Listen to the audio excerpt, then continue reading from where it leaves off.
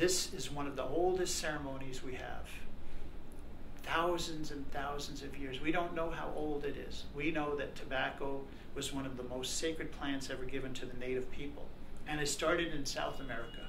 And it came slowly up from the Amazon, through Central America, up the tail of the Turtle Island, into the southwest, into the southeast, up the rivers, along the coasts.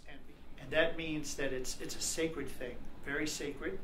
And it grows the size of the human hand. It's not the big leaves that you see commercially grown. And we only use that sacred tobacco from the native plant that heals.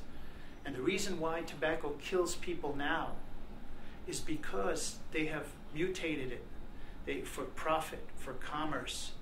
And people are just smoking it like this and throwing the tobacco like garbage, throwing it, putting their foot on it, grinding it into the ground.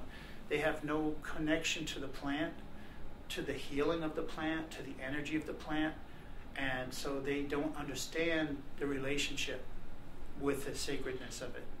And so that's why the tobacco has turned into something which is carcinogenic rather than healing. The native people have always been generous. My native name is Nokoosi Hihlomee, which means generous bear. We are supposed to be generous. Generous to the point where it becomes an ecstatic experience to give. It makes one feel elated to be able to gift things to other people. It makes us feel so happy. It makes us lighter. And so native people have always been generous. By nature, we've been taught this. And so with all the historical trauma that has occurred in this hemisphere, it's time for us to finally sit down again, once again, and counsel with one another and to bring out the pipe. Because the pipe belongs to the world. It was meant as a sacred communication for the divine, for Mother Earth, for the two-leggeds.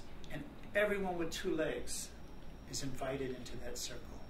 And that's our phone. That's our communication to Creator and to Mother Earth and to all our relations everywhere in the world. That's how we are going to heal this rift in our minds, in our hearts, in our bodies, that we hold in our genetics, the pain and the anger that we hold in our DNA. The only way to get rid of that is to exhale it in the smoke and let it be purified and send it out as a blessing and a